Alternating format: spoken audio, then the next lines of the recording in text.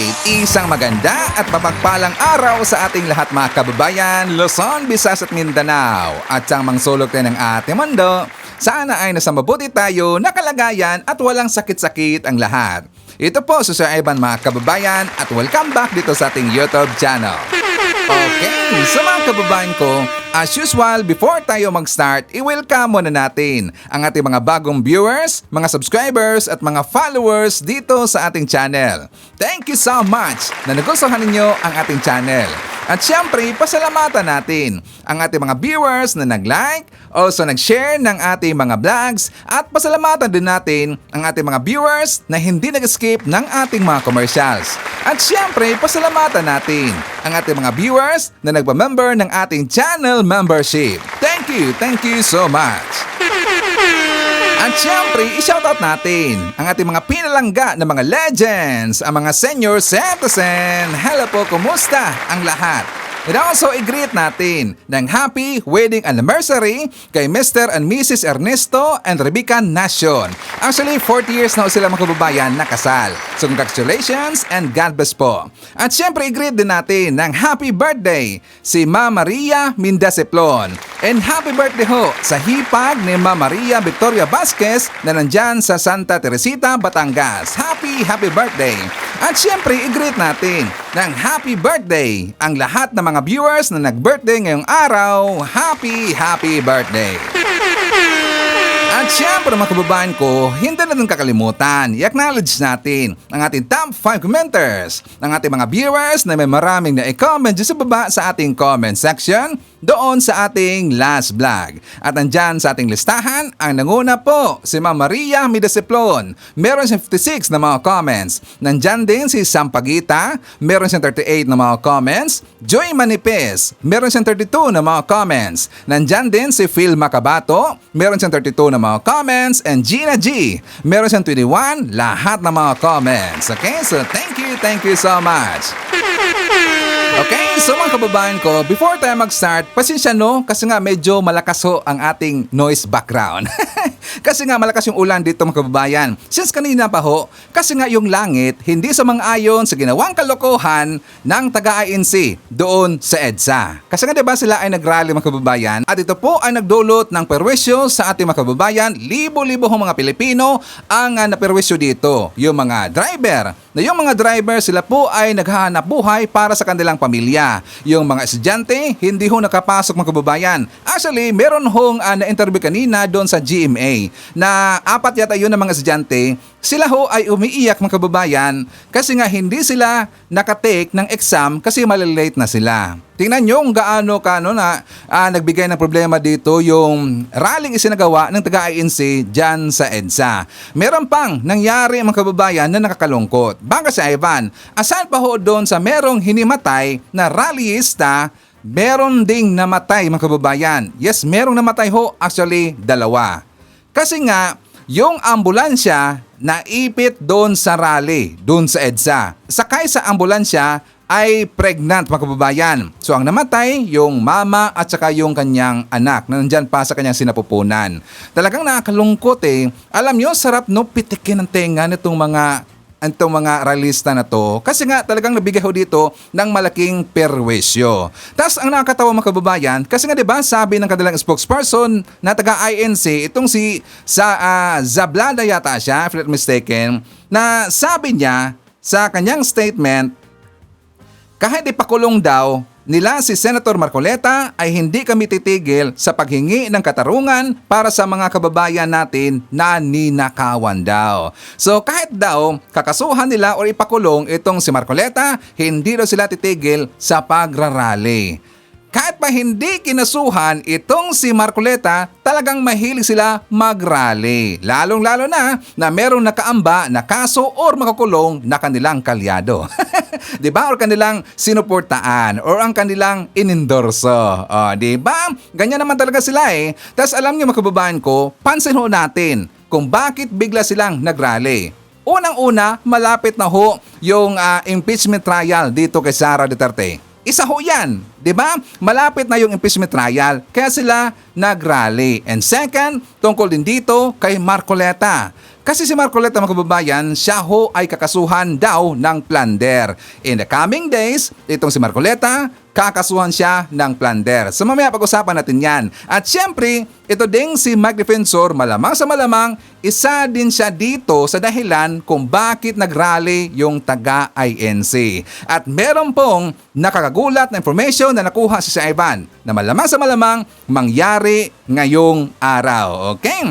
So before tayo mag-umpisa mga kababayan sa ating talakayan na napakainit ho at very alarming talaga sa nangyari dito sa ating bansa, well, atin muna hong i-acknowledge at saka i-announce kung sino ang nanalo sa ating pa-contest or paayuda na most like comment. Okay, so mga kababayan, ang nanalo ho ay galing sa comment ni Ma'am Jeannie Ramos. Kasi ang kanyang comment mga kababayan ay meron hong 38 lahat na nag-like. So sabi niya, sa administration ni Digong, batas ang susunod kay Digong. Totoo yan. Marami kasing takot kay Digong, di ba? Kasi kapag hindi ka susunod kay Digong, tigi ka, di ba? Malaking posibilidad, tigi ka. Kaya takot na takot ho yung mga tao sa panahon ni Digong. Sabi niya, pero sa administration ni PBBM, batas ang nasusunod kasi may respeto ang Pangulo sa batas natin, which I agree. Kaya nga hindi ito matanggap ng mga DDS kasi gusto nila na kukonsintihin lang at saka hayaan na lang ng ni President BBM yung ginagawang kalokohan, katarataduhan ng kanilang kalyado. Ilalo na ito si Sara Duterte. 'Di ba? Gusto kasi na itong si Sara ay hahayaan na lang niya yung kanyang mga ginagawang kalokohan na kahit illegal na. 'Di ba? Marami hong ginawang mga very suspicious itong si Sara Duterte na ngayon ay lilitisin na this coming July 6. Pero ayaw niya kasi na siya ay lilitisin. Ayaw kasi ni Sara Duterte na siya ay mailagay sa impeachment trial. Bakit? Kasi sa tingin niya na legal ang kanyang ginagawa at wala daw problema. Wala pang problema, di ba? So yan ho ang malaking pagkakaiba sa panahon ni Digong dito sa current administration, Marcos administration. Sa panahon ni Digong, takot na takot yung mga tao. Gusto kasi nila na yung batas ay susunod sa gusto ni Digong. Kay President BBM, gusto niya yung rule of law ang mangigibabaw dito. O, di ba? So, congratulations no kay Ma'am Jeannie Ramos. Siya ang nanalo sa ating pa-contest ngayong araw na most like comment.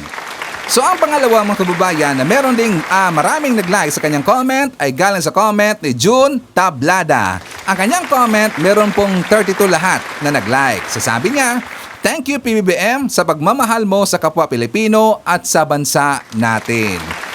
Unfortunately, hindi kasi yan nakikita ho ng mga DDS. 'Di ba? Galit na galit nga eh.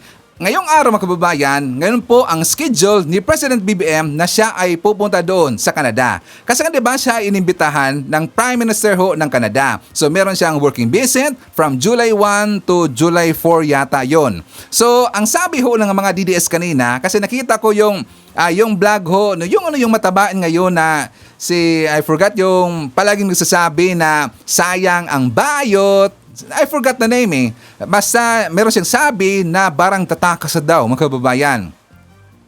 Parang tatakas daw si President BBM. Meron pa sinabi, yung si Rocky din. Bukang tatakas daw si President BBM. Hindi ba nila alam na week before, alam na natin ho ang plano ni PBBM na meron siyang working visit starting. Ngayon siyang araw lilipad mga kababayan papunta doon sa Canada. Pero kanilang gin-twist yan. Kasi nga timing na since yesterday, nagkaroon na ng rally. Diba yung INC? So ngayong araw, lilipad si President BBM papunta ng Canada kasi meron siyang working visit. Pero yan ho'y gin-twist ng mga DDS. Nasabi nila, tatakas na daw si President BBM. Kasi meron silang nabasa na balita na naka-heightened alert daw yung Malacanang. Kasi baka daw lulusubin. Diba yan ang sabi nila, baka daw tatakas na si President BBM. Pero doon no, sa nangyari sa rally ng EDSA na kung saan merong namatay ho na dalawa, yung nanay at saka yung kanyang ibinuntis. Yun talaga ay nakakatakot eh. Ayun talaga ho ay nakakalungkot. At dapat pananagutin dito itong INC. Dapat pananagutin dito itong mga nagrarally dyan sa EDSA. 'Diba? So, again, congratulations ho kay Jeannie Ramos. Siya ang nanalo sa ating pa-contest. So, kay Ma'am Jeannie, please message me doon sa ating Facebook Messenger para matanggap mo ang inyong premyo na worth 250 pesos through GCash. Okay? So, mga kababayan ko, dito muna tayo mag-umpisa sa banat ni Senator Ping Lacson dito kay Marcoleta. Bakit sa Ivan? Kasi nga 'di ba sabi ni Marcoleta na ito daw ginawang pagkaso sa kanya, ito daw ay panggigipit. At saka wala daw basihan, mga kababayan. At nakita din natin na siya din ay merong ginawang video na kung saan pabiktimo doon sa kanilang mga follower or kanyang mga tagahanga para guguluhin nila dito ang ating gobyerno at para hindi matuloy yung pagkaso sa kanya na plunder. So ngayon, siya ay binanatan ni Senator Ping Lacson. For more details, let's watch this. INC organized this rally in support of Senator Marcoleta, who said that his plunder case is meant to stop him from exposing corruption tsaka participating in the impeachment trial. I know you've responded to this. You called it gaslighting. Why? Yeah, kasi sinama na naman niya ako eh. Ang sinasabi niya, planado raw yung pag-aresto sa kanya dahil sinabi ko raw noon sa interview na siyam daw na senador ang makukulong. Ang sagot ko nga doon, nag-gaslighting na naman siya dahil iniiba niya yung issue, naninisi ng ibang tao. Kung titingnan natin yung background ng kanyang kaso, sa kanya lahat galing ang ebidensya. Sabi nga ni Ombudsman Boying, di ba? Kaya nga nakakatuwa kasi ang defense ng iglesia, ng INC, kay Senator Marcoleta, selective justice. Parang ang daming connotations para sanga-sanga tapos transparency, accountability. Yun nga ginawa ni Senator Marcoleta Very transparent siya. Sinabi niyang tumanggap siya ng 75 million at yun ay hindi, at ang deklarasyon niya, hindi pa naman campaign period. At sabi niya, congressman siya noon. Kaya nga siya, sa sariling bibig kasi, nanggaling lahat yung ebidensya, kaya siya napailan. Tama sinabi ni Ombudsman Boying, di ba? Na hindi naman kami naghanap nito Ito parang bumagsak sa aming lap dahil motu proprio, nandyan yung violation at hindi na, parang nabanggit ko rin sa privilege speech ko Kaya lang hindi ko na sa aming plunder. Sinabi ko lang noon, indirect bribery. Kasi in relation to your office, kapag tumanggap ka ng regalo, ng pera, maliwanag na violation sa batas yun. Now, plunder, hindi ko rin na-realize to na ang plunder pala, hindi limitado sa public funds. Dahil pagka ill-gotten wealth ang pinag-uusapan at a series of acts, plunder talaga ang bagsak mo. But in the first place, saan po galing yung 9, the number 9, Senator, that you mentioned before? Because, of course, the other side is saying na mukhang may conspiracy talaga to target all of these Duterte allied senators. No, hypothetical yun kasi pag-uusapan noon yung base number. Kasi nasa Constitution, 2/3 vote of all members of the Senate. 24 kami. So nagbigay ako ng hypothetical scenario na kung halimbawang siyam yung makulong, di 15 na iwan. Di parang formality na lang yung acquittal. It was all hypothetical. So dinugtong niya doon sa kanyang sitwasyon ngayon na inanticipate ko na raw na makukulong siya along with 8 others. So maling-mali yung kanyang premise. Sir, I'm sure you've seen the images coming from EDSA at by all accounts mukhang gusto pa nilang palakihin yung numero ng mga tao doon sa EDSA at yung Pangulo mukhang tutuloy pa rin sa Canada bukas. So let me ask you, as somebody very involved with the security sector, is there reason to be concerned with developments now and with what could happen in the next few days? Well, tama si Ami, tama si Ronald. Hindi makaka-afford ang gobyerno na mag-blink. Kasi pag nag-blink, tapos na. Ibig sabihin, halimbawa, hindi tinuloy yung pagpapile within the week. Yun ang unang sign o malaking sign na nag-blink ang gobyerno. At kung hindi tutuloy ang Pangulong Marcos, sinaamin nila na may threat sa security ng bansa. So, ang pag-usapan dito, Ed, hindi naman ito national issue Issue to ng isang senador na naharap sa kasong plunder at saka indirect bribery sa ombudsman. At napipintong maipal yung kaso sa Sandigan Bayan, kaya nakaabang yung warrant of arrest. Yun lang naman ang issue rito eh.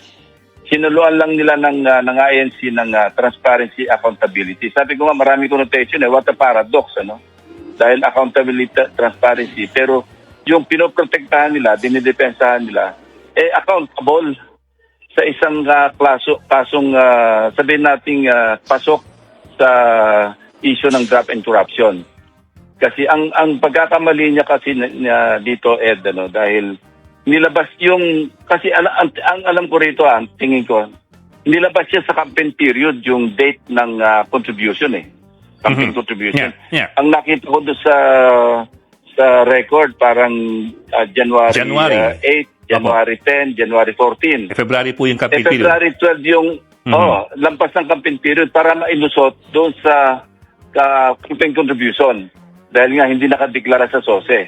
Ang hindi alam ni Senator Marcoleta, mas mabigat yung nabagsakan niya kasi kung sa Omnibus Election Code lang ang violation, parang kurot lang yun eh. Administrative. Well, pwede ka ma-perpetual, pwede ka ma-perpetual disqualification. Pero mostly, or if at all, administrative eh.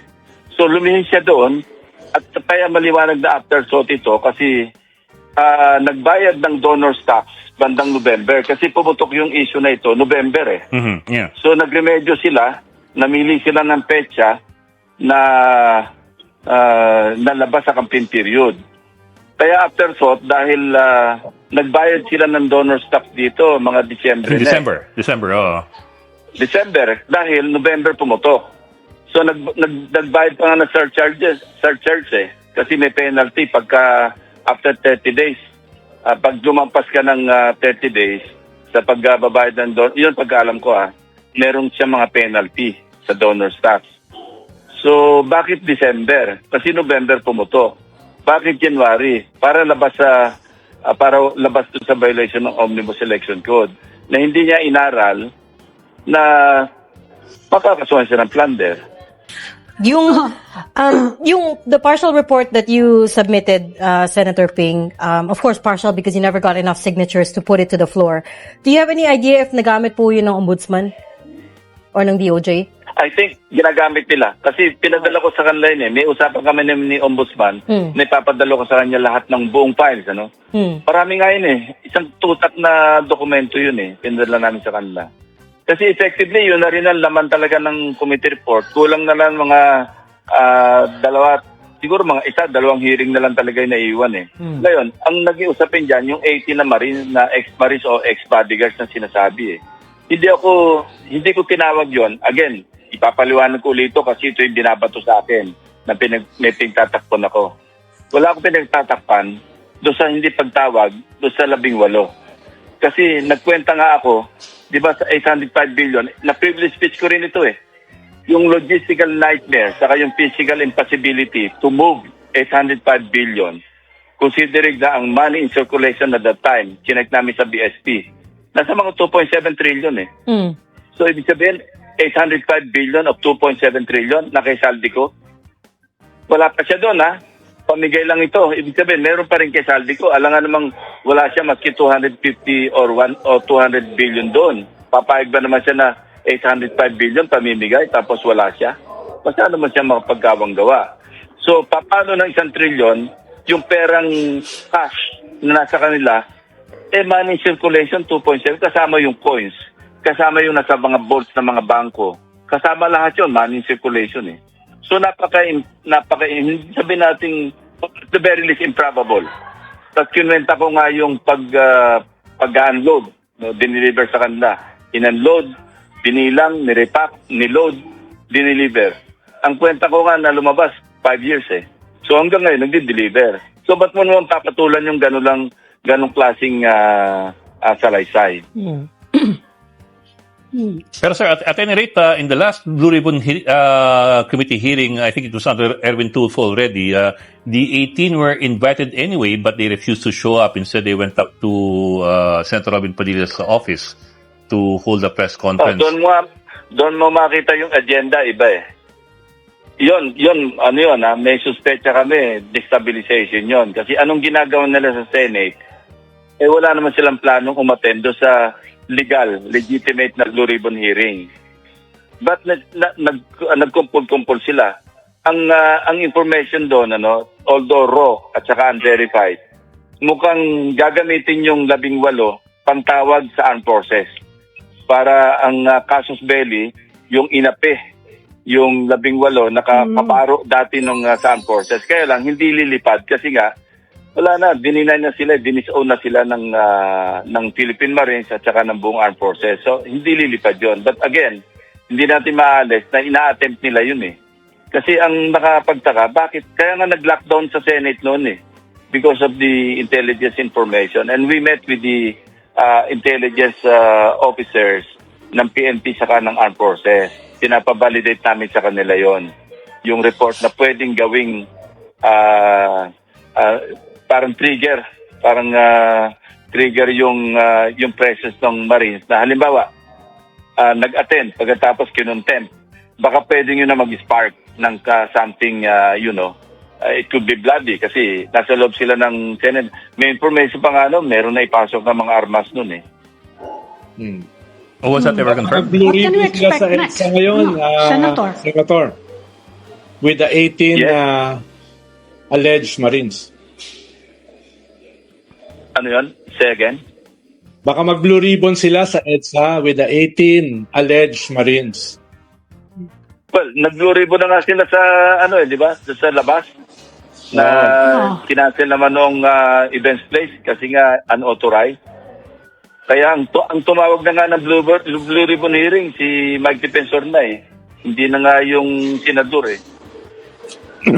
So definitely merong agenda rito na sabi ko subject to validation. Kaya pinapabalidate namin. Ano ba talaga ang plano? Itong sa INC ngayon na nangyari sa EDSA, I don't think may kinalaman ito sa usapin sa Blue Ribbon. No? Ito talagang nag-ano sila rito in defense of Senator Marcoleta para mapigil yung pag-aresto sa kanya. And balik ulit sa unang usapan nyo kanina, nanonood ako, na hindi makaka-afford mag-blink ang government. Tama si Ami, tama si Ronald. What can we expect Wala from the naman Blue iniwala. Ribbon, Senator? Kayo yung Vice Chairman ngayon. Kasi ang sinasabi naman yung mga nag-rally naman ng weekend, yung White Ribbon March, ituloy daw yung investigasyon sa flood control. Kahit sino daw ang tamaan. Ano po ang maaasahan natin from the Blue Ribbon in the coming weeks? Yeah, tuloy naman yun eh. Nag-usap-usap na rin kami, kaming mayorya. Itutuloy naman talaga ni Senator Erwin yon, yung pagdinig doon. So, at willing nga siya tawagin yung 18 eh. At kung sino pa yung dadagdag eh.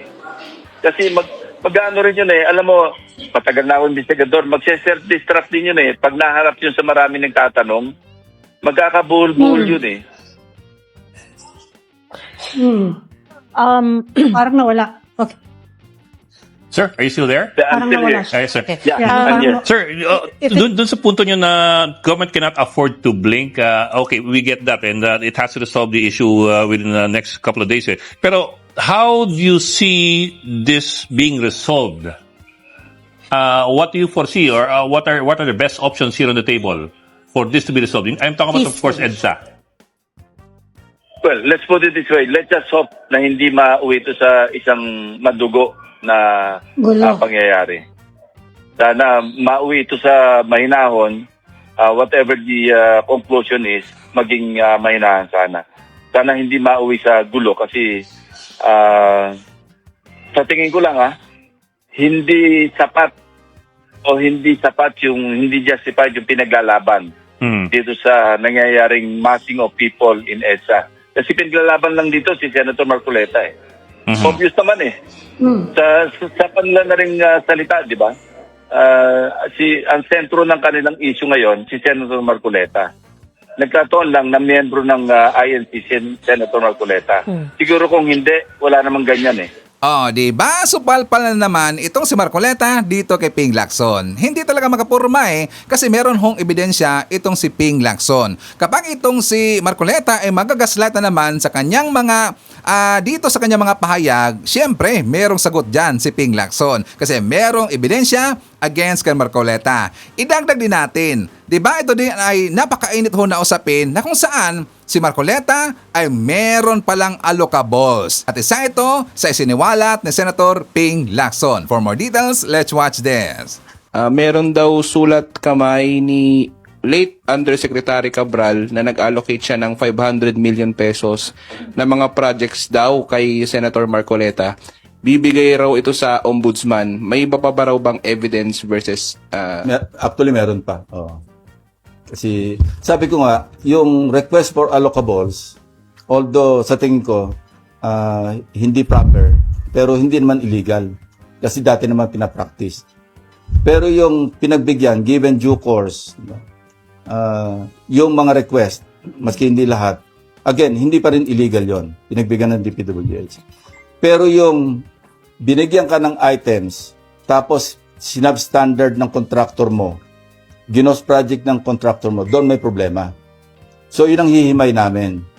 So, di ba, there's this story, no, mind you, na when he was chairman of the Commission on Appointments Committee on Public Works and Highways, siya kasi nag-confirm kay Secretary Bonoan. And I heard this from other congressmen who were then members of the CA and until now, members pa rin ng CA. Nung nilabas ko yung merong isang congressman na nambukol sa mga kapwa nila congressmen, actually lumapit sila sa akin nung may CA kami.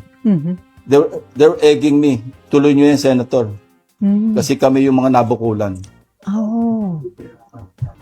So, nabukulan sila I ni... will not mention any name, pero yun ang sinabi nila. Pero saan ang bukol yung BFF mo? Meaning, no, I'm not, Okay. wag nyo na akong dalhin doon. Basta Okay, sir. ito yung facts, as narrated to me by some congressmen. Na dahil kino-confirm yung DPWH secretary, bigyan nyo kami ng projects. At hindi lang ako, kasi marami kami rito, 12 kami rito sa panel ng CA. CA. Actually, 1.5 billion daw yung hinihingi. 500 lang yung binigay. Tapos nakanganga yung mga ibang kasama sa CA kasi wala naman nakuhang project. Diba? Si Marcoleta ay lagi hong nahuhubaran ni Senator Ping Lacson. Hindi siya makapurma. Magaling talaga no si Ping Lacson sa pag-iimbestiga. Kaya nga galit na galit dito itong si Marcoleta. Kasi nga si Ping Lacson, lagi ho yan nakabase sa mga ebidensya, sa mga facts. Pero si Marcoleta, lagi nakabase sa mga script nilang ginagawa. Diba? Alam niyo mga kababayan ko, di ba nakita na ho natin sa balita na itong dating sekretary ng DPWS, itong si Bunuan, ay ganap na ngayon na isang state witness. So sabi dun sa balita, marami daw mga ikakanta itong si Bunuan. Meron pa nga di ba lumabas na dating congressman daw, ngayon senador na. Kaya nga natatakot na ngayon itong si Marcoleta. Kasi mukha lang na baka itong si Marcoleta ang kanyang isa sa pinatutungkulan dito. Pinatutungkulan ni Bunuan. Kaya nga, takot na takot ngayon itong si Marcoleta. Diba? So ngayon, balik tayo doon sa isinagawang rally ng INC at saka ng mga DDS. So posible daw mga kababayan ay aabot ito ng 3 days. Daw, ayon ho sa mga kumakalat na balita, mukha daw magiging 3 days daw ang kanilang rally dyan sa EDSA. So, ang mga DDS na mga OFW, meron silang plano. Anong plano nila sa Ivan? Kasi nakita ko dito sa post kanina ni Alvin Tourism, sabi niya, ano kaya ang magiging ambag nating mga OFW sa laban para sa bayan? May kapangyarihan din naman tayo. Pinaghihirapan natin ang bawat sentimong kinikita natin. Kaya tayo rin ang may desisyon kung paano ito gagamitin. Pwede man nating di ipadala sa Pinas, di ba? Ang ibig sabihin niya, may plano na naman dito sila na gagawa ng zero remittance. Nabasa-basa ako dun sa comment dyan mga kababayan sa post ni Alvin Tourism. Sabi niya, gusto nila at ang kanilang plano, 3 months zero remittance. Ibig sabihin niyan, 3 months silang hindi mapapadala sa kanilang mahal sa buhay o sa kanilang pamilya dito sa Pilipinas. Di ba? Walang problema yan kahit forever ba, Alvin Tourism. Mga DDS na mga OFW, walang problema yan kahit forever. Hindi naman kami ang magsasuffer dito. Ang magsasuffer ang inyong pamilya, di ba? Sino ang magugutom dito? yung inyong pamilya, ang inyong mga anak, 'di ba? Ang inyong mga pinapadalhan. So go ahead, walang problema ho yan, no problem. Pero maraming beses na ho nila yung ginawa, mga kababayan. 'Di ba? Nung time ho na dinala sa dahig ito si Digong, sabi nila, hindi daw sila nagpadala nun. Sila daw nakaroon dito ng zero remittance for 2 months. Pero sila ay na problema. Bakit? Kasi kung titignan natin yung data ng remittance ng mga OFW, after 1 month, mga kababayan, mas lalong tumaas yung remittance ng mga OFW. Ang ibig sabihin niyan, na doble ang kanilang ipinadala. Pero meron bang impact sa Pilipinas nung hindi kayo napadala ng 1 month? Di ba? Wala. Walang impact yan. So nagdoble, mga kababayan. After 1 month yata yun or 2 months, di ba tumaas yung remittance kasi nga nadoble ang kanilang ipinadala. Pero ang nagutom dito, ang kanilang pamilya. Malamang sa malamang, tinawagan na sila ng kanilang mga anak or ng kanilang kapatid or nanay na wala na silang makain dito sa Pilipinas. Kasi nga nag-zero remittance dahil lang kay Digong. Meron pa pangalawa, no, nagrally na nandyan itong si Sara, di ba? Nag-zero remittance din. Ngayon gusto niyo namang gawin zero remittance tas 3 months pa. Sige, go ahead. Hey, 'di ba? Walang problema ho 'yan at hindi 'yan makakapekto sa ating gobyerno. Kaya lang dito ang magugutom or ang inyong pamilya lang dito ang magugutom. 'Di ba? Huwag kayong mapaniwala diyan kay Alvin ang Tourism. Ginagago lang ho kayo. Walang epekto 'yan sa Pilipinas kung hindi kayo magpapapadala. You will only suffer at saka ang inyong pamilya, di ba?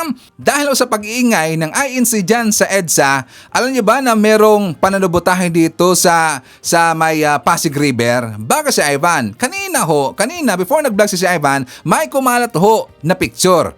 Sa tingin ko lang ha, mukhang sinubotahe dito yung Pasig River. Kasi gusto talaga nila na manggulo dito. Ito ho ay forward sa atin ng ating kababayan na concerned citizen na nandyan ho mismo sa Pasig River. Sabi niya, Sir Ivan, tingnan nyo ho kanina, pinicturan ho ito.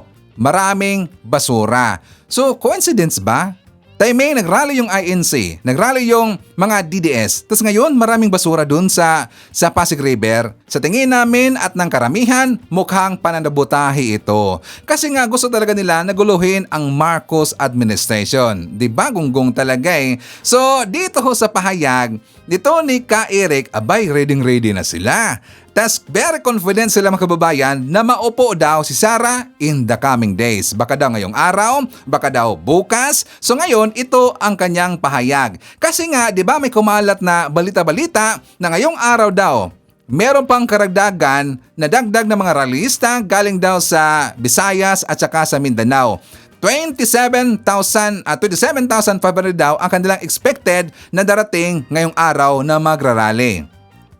Galing daw sa Visayas, galing daw sa Mindanao. Sa ngayon, confident ngayon itong si Ka Eric na mukhang matatanggal daw sa pwesto si President BBM. So, sa ating tingin dito, handang-handa na itong si Sara at ang kanyang isusuot na barong.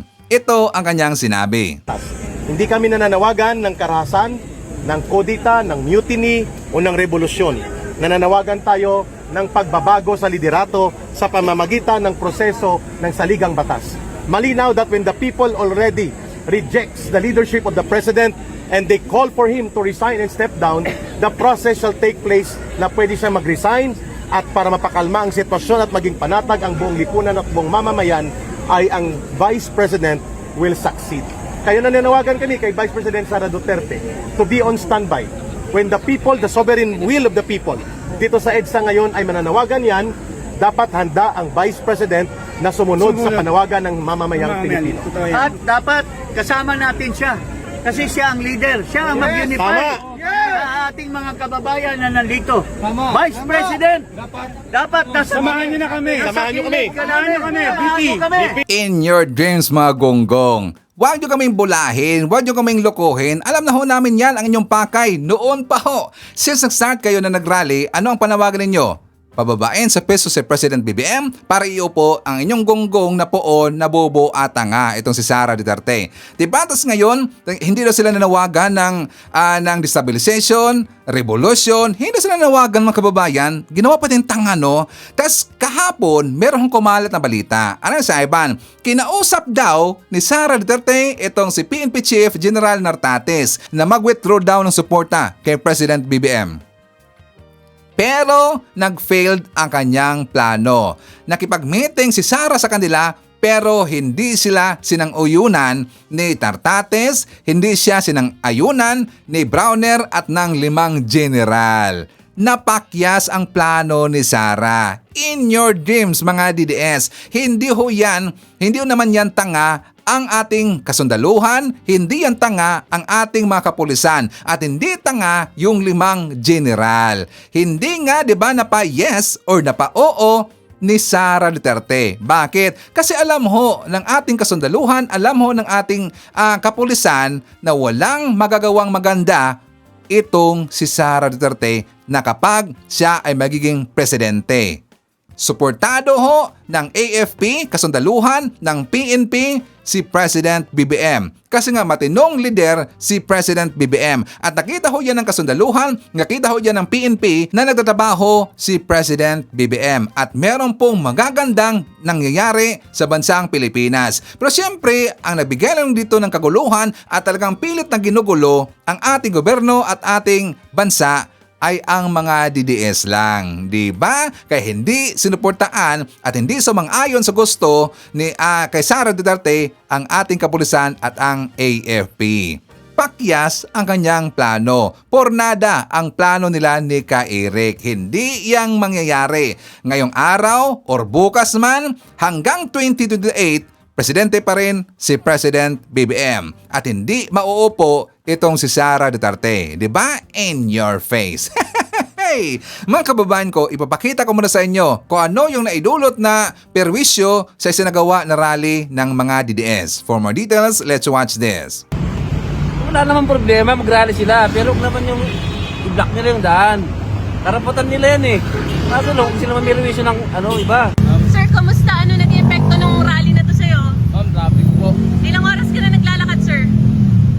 Mga na po, kalating oras pa lang Saan ka galing, sir? Galing po ang Green Hills. Saan ka papunta ngayon, sir? Papunta na po ng Nabaliches Mampove.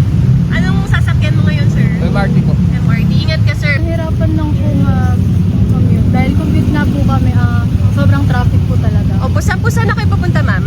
Sa Green Hills po. Okay, and then ano na po yung naging alternative route nyo? Naglakad po. From where po?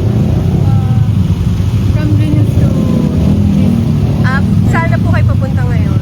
from MRT, sa MRT po. Okay. Po, sige po, ingat po kayo, ma'am. Dapat talaga na pananagutin itong organizer sa sinagawang rally dyan sa EDSA. Panagutin din yung INC. Kasi nga malaking idinulot dito na perwisyo sa ating mga kababayan. Marami hong hindi nakapasok sa kanilang trabaho, meron hong mga estudyante hindi nakapasok or hindi naka-take na kanilang exam, at perwisyo din dito yung mga drivers natin, yung mga kababayan natin ho na mga driver, di ba? At merong namatay dahil sa kanilang rally. Nakakalungkot talaga eh.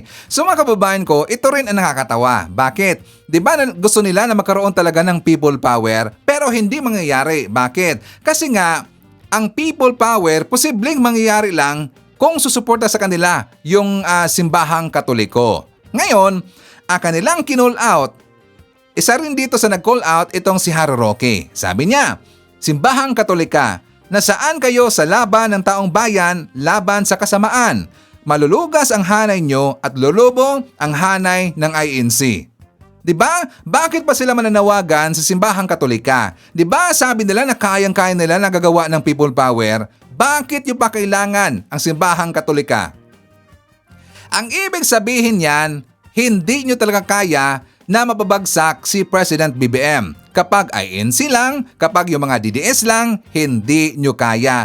Kaya kayo nanawagan sa simbahang Katolika. Diba? Pero ayaw sa inyo kasi nga hindi naman tanga ang simbahang Katolika. Alam na alam ho ng mga Katoliko ang inyong pinagagawa para lang sa inyong personal na interest. Kapag maupo itong si Sara Duterte bilang president, di absuelto lahat ang kaso. ni Harry Roque. Absento lahat ang kaso ng kanilang makalyado. Yung mga nakulong na mga DDS makakalaya kaagad. Yun lang naman 'di ba ang kanilang plano, pero hindi mangyari ang kanilang maitim na balak. Gusto nilang tanggalin sa peso si President BBM, hindi yan mangyari. Kasi mahal na mahal ho ng majority ng mga Pilipino si President BBM. Pero ang mga DDS, mag-iyakan na lang yan. Kahit iiyak kayo ng dugo, hindi nyo pa rin mapababa sa pesto si PBBM. Diba? Sa mga kababayan ko, before tayo magpatuloy sa ating mga talakayan, siyempre i-acknowledge muna natin ang ating mga suki, mga early birds. So nandyan sila si Zaida Taha from Riyadh, Saudi Arabia. Nandyan din si Rin Valdez, Lolita Banaines, Haito Jean Rabara from UK. Shoutout natin si Belia Bautista, Jenny Howard from Texas, USA. Nandyan din si Bibian De Vera, Renato Baliner, Giano Tamayo. Kasama din natin si Nestor Potian, Joey Tebes, Gina G, Joy Manipes, Jensis Oy. Nandyan din si Joes Mentos, Mama Mo, Elmer Pinaranda, Victoria Dolores Patricio, Eme Mapalad, and hi to Sir Jaime Garcia na nandyan sa Nottingham, UK. Okay, so mga kababayan ko, ipapakita ko muna sa inyo dito at sa mga DDS kung ano yung trinabaho ni President BBM the other day before siya lumipad papuntang Canada. For more details, let's watch this. Pagkain, pondo ng bawat barangay at pagsisiguro ng edukasyon ng mga kabataan. Yan ang handog ni Pangulong Ferdinand R. Marcos Jr. sa lalawigan ng Sulu. Pinangunahan din ng Presidente ang pagbubukas ng Bawat Bayan Makikinabang program sa Zamboanga. Namahagi ng tulong si Pangulong Ferdinand R. Marcos Jr. sa lalawigan ng Sulu na isa sa pinakatimog kanluran at malayong bahagi ng Pilipinas. Dinayo ng Presidente ang probinsya para mamigay ng libreng bigas sa ilalim ng Bawat Bayan Makikinabang program. Nakatanggap ng tig 10 kilong bigas ang nasa 3,000 benepisyaryo. Ito ang mga ating benepisyaryo ay ang mga poor at saka near poor. Yung sinasabi kung hindi natin tulungan ay bababa sa poverty line. Sabi ko yun ang nilalabanan natin na hindi sila bumaba. Bago pa mangyari yan, unahan na natin. Kaya yan po ang ating ginawa. Kaya to meron tayong tig 10 kilong sako ng bigas para sa ating mga benepisyaryo. Nag-abot din ng kabuang 82 milyong pisong tulong sa probinsya ng Sulu o tig 200,000 pisong pondo sa bawat barangay. Kalahati ng budget inilaan sa Presidential Scholarship Program. 5 estudyante sa bawat barangay na malapit ang magtapos sa kolehiyo ang binigyan ng tig 20,000 pisong halaga ng pinansyal na tulong. Para sa akin, ito ang pinakamahalaga na maibibigay ng pamahalaan para sa ating mga kabataan. Ang edukasyon ay hindi ito pribilehyo. Ang edukasyon ay karapatan ng ating mga kabataan. Higit 4 na barangay naman ang nakinabang sa tig 100,000 pisong Social Civics Project Fund mula sa Presidente para ito sa paggawa ng mga health center, tulay, pagbili ng service vehicle at iba pang proyekto na pinakakinakailangan sa kanilang lugar. Naipakita ninyo sa aming lalawigan ang mga tausog ng aming probinsya ay kailanman hindi napapabayaan at napag-iiwanan. Sinaksihan ni Pangulong Marcos ang pagsuko ng halos 200 iligal na armas mula sa mga sibilyan sa iba't ibang bayan sa Sulu. Layo nitong matiyak ang seguridad sa lalawigan mula sa mga hindi lisensyadong armas. Mula Sulu, diretso agad ang Pangulo sa Zamboanga. Pinangunahan ng Presidente ang paglulunsad ng Bawat Bayan Makikinabang program. Nakatanggap din ng tig 200,000 pisong pondo ang bawat barangay o katumbas ng 371 milyong pisong pondo para sa Zamboanga Peninsula. Gagamitin ito sa scholarship at iba pang proyekto na magpapaunlad sa kanilang komunidad. Layo nitong palakasin ang kapasidad ng mga lokal na pamahalaan na nakapronta at tumutugon sa mga pangangailangan ng kanilang mga nasasakupan.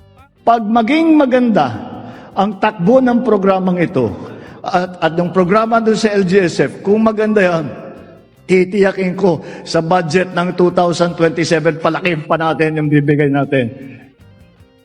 Binuksan din ni Pangulong Marcos sa Zamboanga City ang walang gutom kitchen ng Department of Social Welfare and Development. Ito ang pinakaunang walang gutom kitchen sa Mindanao at ikatlo sa buong bansa na layong bigyan ng libreng pagkain ang pinakamahirap na Pilipino. Target ng programa na mabawasan ang insidente ng kagutuman at malnutrisyon sa bansa. Ilan sa vulnerable sectors ang kasama sa mahigit-higit 8,000 benepisyaryo sa San Juan City na nabigyan ng tig sa 10 kilong libreng bigas sa ilalim ng Mula sa Puso para sa Pamilya program. Sa pangunguna po yan ni First Lady Liza Araneta Marcos ngayong araw. Isa si Lola Lina sa mga maagang pumila para makatanggap ng 10 kilong libreng bigas. Aabot na anya ito ng mahigit 1 linggo para sa kanilang pamilya.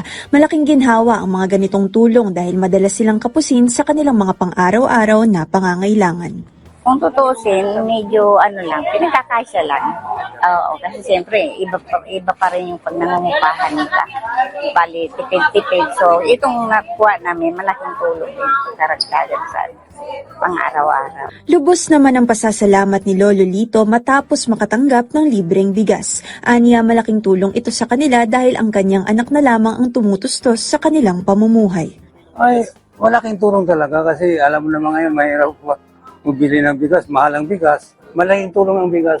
Sa pangunguna ni First Lady Luis Araneta Marcos at pakikipagtulungan ni San Juan City Mayor Francis Zamora sa ilalim ng programang Mula sa Puso para sa Pamilya na ipagkaloob ang libreng bigas sa mga benepisyaryo. Para sa mga tumanggap, malaking tulong ito para mas matugunan nila ang iba pa nilang mga gastusin sa bahay. Naniniwala kami na ang mga senior citizens po, pag sila'y ating mabigyan, ito ibabahagi rin nila sa kanilang mga anak, mga apo, at mga kasama po sa kanilang mga tahanan. At bilang nakakatanda, tama lang po na bigyan natin sila ng suporta kasi karamihan sa kanila wala naman pong trabaho, wala naman pong kabuhayan. At syempre, bilang haligi ng pamilya, tama lang naman po na bigyan natin sila ng importansya at kahalagahan. Layo ng programa na makapaghatid ng agarang tulong sa mga pamilyang nangangailangan sa pamamagitan ng pamamahagi ng libreng bigas. Sa gitna ng patuloy na pagtaas ng gastusin, umaasa ang mga benepisyaryo na magpapatuloy ang mga ganitong programa. Mula sa mga proyektong magpapalakas sa supply ng pagkain at magpoprotekta sa mga komunidad laban sa baha hanggang sa pagpapalawak ng serbisyong pangkalusugan at suporta sa ating mga magsasaka. Ito ang mga pangunahing kaganapan ngayong linggo.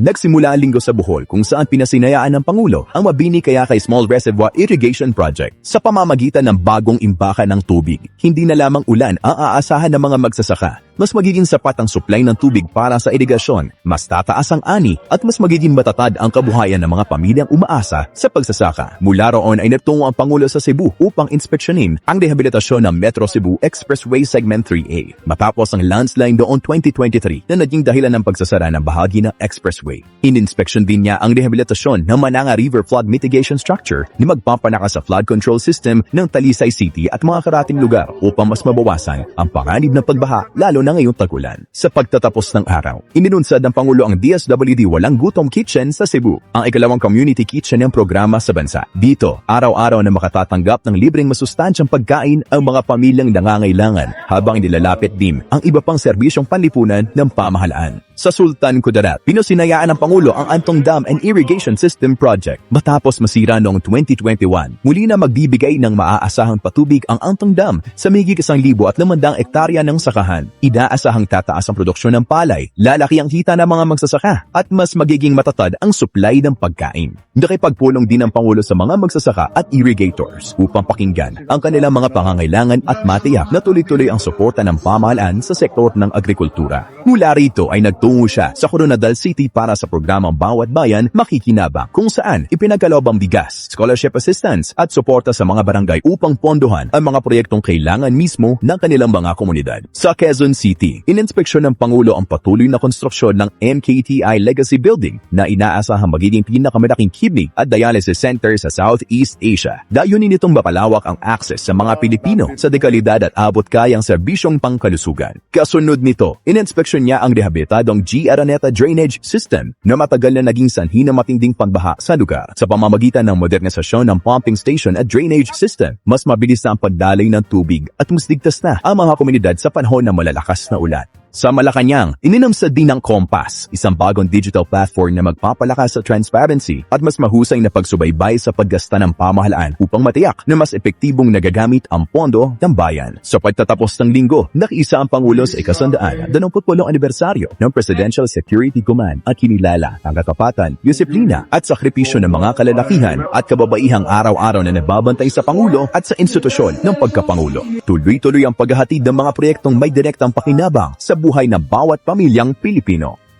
Diba, DDS? Ganyan ho kasipag ang ating President BBM at saka FL Lisa. Pero tingnan nyo ho ang inyong poon, si Sara Duterte, ano ang kanyang ginagawa?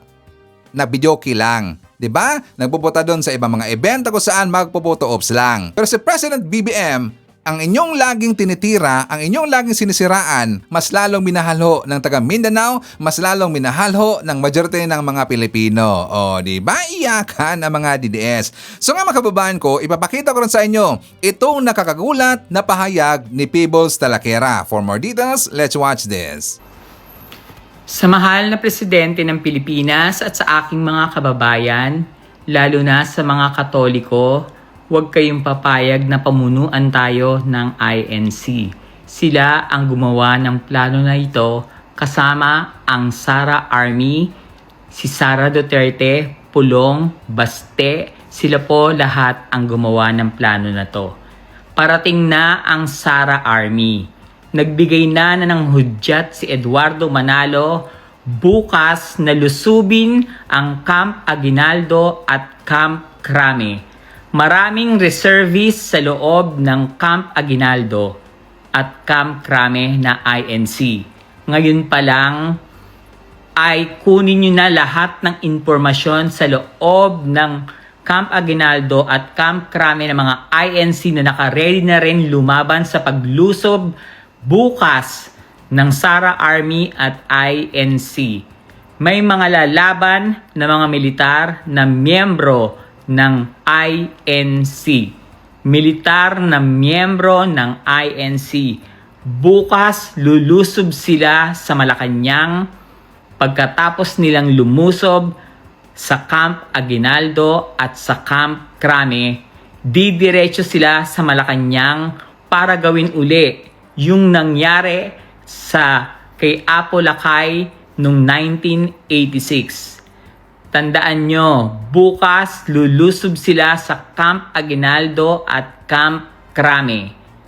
Pagtapos nilang lumusob sa Camp Aguinaldo at Camp Crame, didiretso silang lahat sa Malacanang para pababain ang presidente. May iwasan pa to kung tutulong ang mga Pilipino. Huwag niyong hayaan pamunuan tayo ng mga Duterte at higit sa lahat, huwag niyong papayagan na pamunuan tayo ng kulto ng INC. Mga Katoliko, bumangon, lumaban. Huwag kayong matakot, kaya pa natin yan. Diyos ko, langaw lang sila. Yan ang plano nila. Chururut tusok, Eduardo. Kung ilalabas si Ka Angel, wala kang magagawa. Isipin nyo lahat mga kababayan, pinakulong niya ang kanyang kapatid. Pinakulong nila si Ka Angel, pero hindi nila pinagtanggol. Samantalang si Marcoleta na sampid lang sa relihiyon at kulto nila, pinagtanggol nila. Yan ang kulto. Ipagtanggol mo si Marcoleta na hindi nyo kapamilya at hayaan nyong makulong si Ka Angel. Huwag niyo akong pinaglololoko.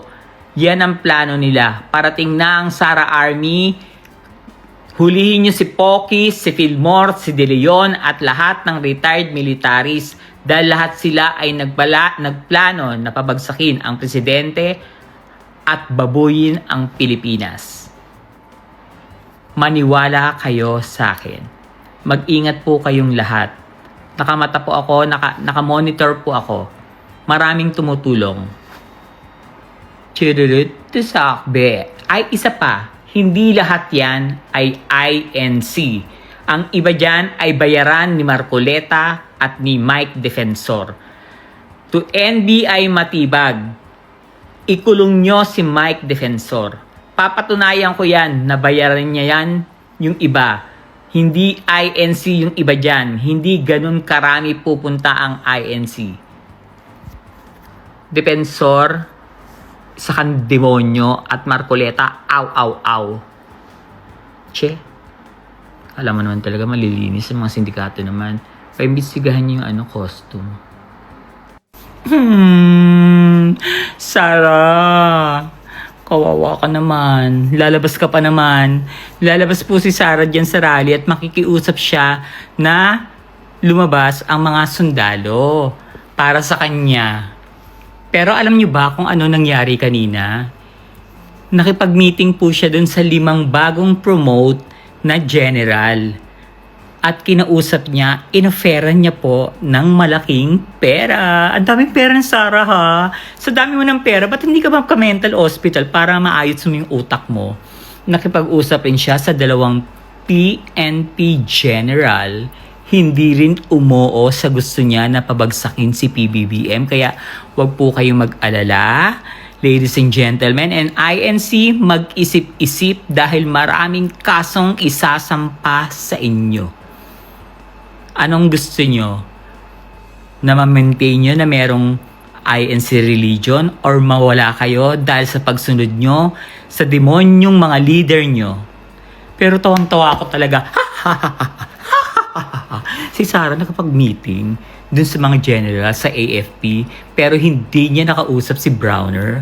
Lalaban si Browner dahil wag kang umarte dahil hindi matutupad ang pangarap mo na maging presidente ng Pilipinas dahil maraming may ayaw sa'yo. Ang may gusto lang sa'yo, yung mga hindi kumakain daw ng dinuguan. Charot. Chururut tusok si Sarah nakapag-meeting. Diyos ko, akala ko ba malakas ka? Bakit nakikipag-meeting ka tapos magbabayad ka? Di dapat sana nagpa-mental ka na lang. Malaki maitutulong yan sa utak mo. Napahiya si Sara Duterte. Wasak. Hindi siya sinuportaan, hindi siya sinangayunan sa kanyang ka-meeting na yung mga generals at saka yung PNP chief daw. Napahiya si Sara Duterte. So malamang sa malamang magsasalita ngayong araw ito si Sara doon sa rally ng INC mga kababayan. Malamang sa malamang, malaking posibilidad. Di ba kagabi nakita natin itong si Aimee, yung si Baba? Kapag rally kasi ng INC, no, always present itong si Aimee Marcos. Napansin nyo ba? Mukha yatang always present talaga itong si Aimee. Tapos kagabi sa kanyang speech, sa kanyang pagsasalita doon sa entablado ng INC, klarong merong ibinasa na script ng kababayan. Gawa ba yun ni Darryl Yap? Di ba nakakatawa talaga eh. So, siguro, itong sinasabi ni Peoples Talacaera mga kababayan na merong lulusob doon sa Camp Crame, merong lulusob doon sa Malacanang, malamang sa malamang konektado ito sa sinasabi nila or ipinakalat nila na balita na meron dang darating ngayong araw na karagdagang 27,500 na mga rallyista galing sa Visayas at saka sa Mindanao. Baka lang, di ba yun ang kanilang ipinakalat kahapon? So sana ito ay mapigilan at kayang-kaya itong pigilan ng mga matitinong tao. Ngayong araw, mag-rally daw mga kababayan ang mga pro-government supporter. So malamang sa malamang pipigilan nila yung isasagawang maitim na balak ng INC at ng mga DDS. Baka magsalpukan mga kababayan, di ba? So anyways, kasama din natin nandyan si Moneth Borromeo, Evelyn Garcia, Maria Midasiplon, Tony De Los Reyes, Shirley Risman from Ohio, USA. Nandyan din si Phil Macabato, Apolonio Nusido, Jensis Oy from Ubay, Bohol. Nandyan din si Nestor Potian, Jenny Howard from Texas, USA. Hi to Lilian Lilyabing, Jen Mirafuentes, KG to Cervantes TV. Nandyan din si Admel, Lorelei Bernardo, Arturo Garcia. Kasama din natin si Benedicto Acosta, Alexander Okwaman, Ima Takagi, and hi to Eugene Santos Domingo. Okay, so mga kababayan ko, ipapakita ko sa inyo itong vlog na to. For more details, let's watch this. Tulad ng INC. Tulad ng mga iba't ibang grupo pa na katulad nila. Yun ang ayoko. Kasi yung mga miyembro o mga sabihin nating mga nakatira doon sa mga bansang to, nakakaawa kasi karamihan sa kanila na indoctrinate ng propaganda, hindi nila alam kung anong tama at mali o kaya hindi nila nakikita yung katotohanan kasi ang narinig lang nila ay isang impormasyon. Kumbaga talagang niloloko lang sila. Okay, in English, they're being indoctrinated and being led or misled. Yan. Yun yung gusto kong klaruhin sa inyo once sa pag-usapan natin to. Importante yan Sabi dito ni Don Chan, good evening, Sir Chris, Sir Tan. Apakagulo ng Pilipinas ngayon. Nakakahiya pinaggagawa ng INC, pati mga religious group sumasama na din sa mundo ng politika. Alam nyo, by the way, bagitin ko lang, kababalik ko lang galing Europe pa. Kababalik ko lang. Wala pang 24 hours. At ito na ang nangyayari sa ating bansa. Pagkabalik ko, sabi ko, pambira, agad-agad ganito yan. Ay, nako, ang hirap mahalin ng Pilipinas, pero mahal natin ang Pilipinas, di ba? Dahil dito tayo lumaki, dito tayo pinanganak. Ito ang ating bansa, ipaglaban natin ang bansa natin sa mga tulad ng mga corrupt at mga nagsusuporta sa mga corrupt at mga plunderers. O sabi ni Hershey, I don't agree porket nagkakaso of rally agad. Grabe dinulot na traffic. Yeah, totoo, grabe. And beyond the traffic, yung nakakaawa talaga ating mga kababayan na umuwi lang galing trabaho, hindi makauwi. Ang hirap nung ganun Kaya mahirap talaga itong ginagawa nila. Kung nasa tama sila, dapat sila, hindi sila na-maurice sa EDSA, kawawa ang naipit sa traffic kanina. Okay. Planado na nila yan. Host, wala namang ibang hangad. Mga yan, kundi bumaba si PBBM at makaupo si Sara. Isang paraan na lang nila ang pagkakaso kay Marcoleta. Alam mo, totoo yan as much as... yes, that's true. That is the reason why they do it. Bawas sweldo, late, hindi nakapasok. Mga perwisyo, mga nanggugulo sa bayang Pilipinas, ICC, Iglesia ng Korap, INC, ibig mo sabihin. ICC, Iglesia ng Korap at Kriminal. Talagang hindi kayo magtatagumpay mga Manchurians. Ay, nako. Watching, saan pa to? Na yung mga viewers natin from all over the world. Nakakatuwa talaga. Hindi kasi di tama pinaglalaban nila. Now, ang panawagan nila, sorry guys, nagsuscroll kasi habang nagbabasa ako kaya nahirapan ako. Ito, laking perwisyo ng INC. It's a disservice. Ay, hold on. Ito.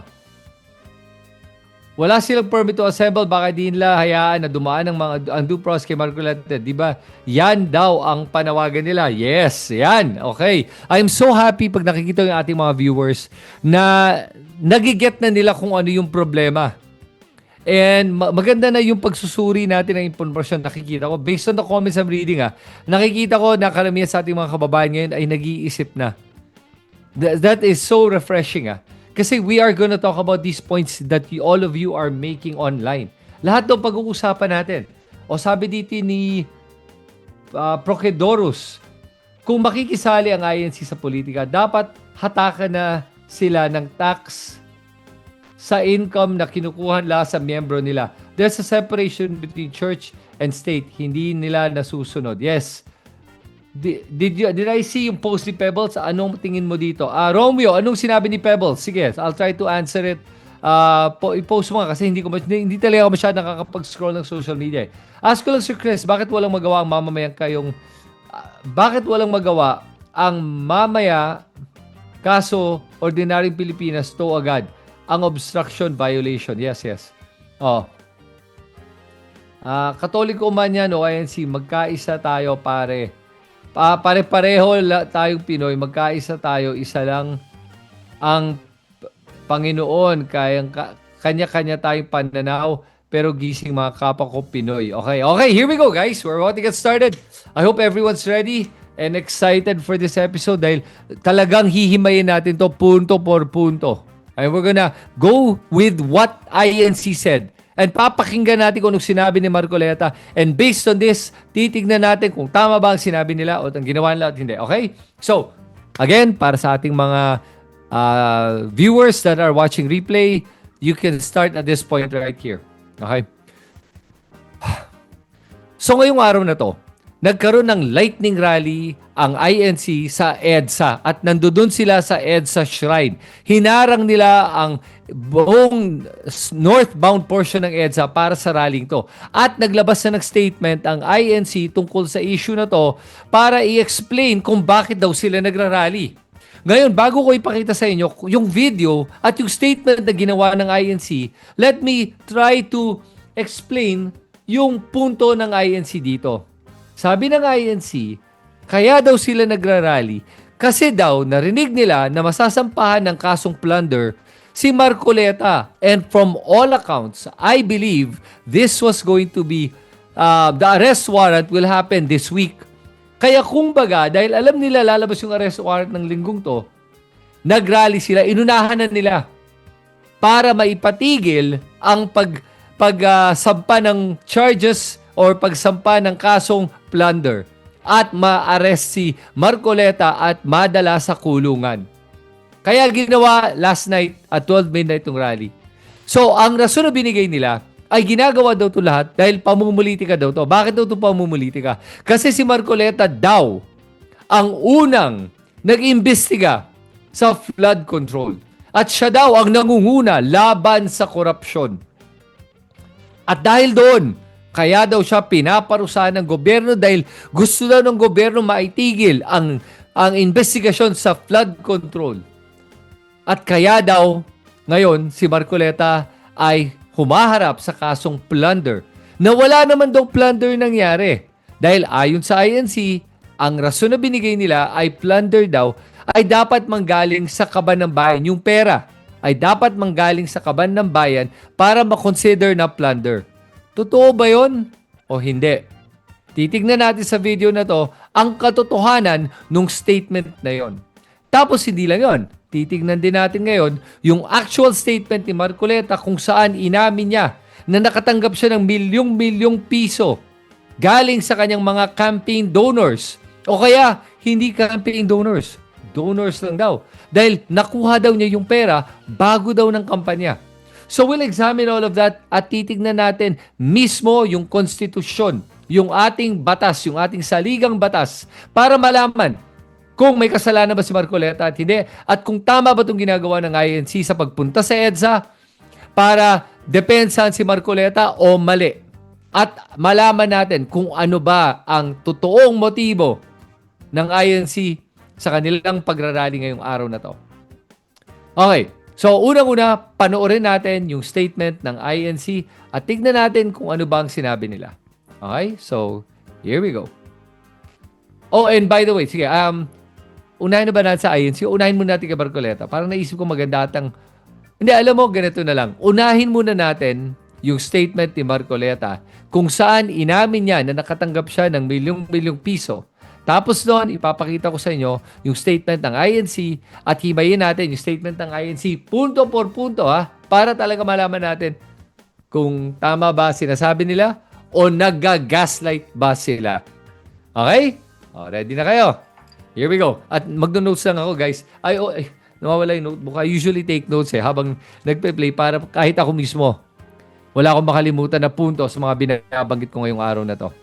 Okay, here we go. So, unahin natin yung explanation ni Marcoleta nung nalaman na nakatanggap siya ng 112 million pesos pero hindi niya to dineklara sa kanyang SOSE or Statement of Contributions and Expenses. So let's have a look at this Natatawa kasi ako dito kasi si Marcoleta mismo nag-umami na to Kaya siya ngayon nangyari dahil sa kanyang pag-aamin. So tingnan natin ito.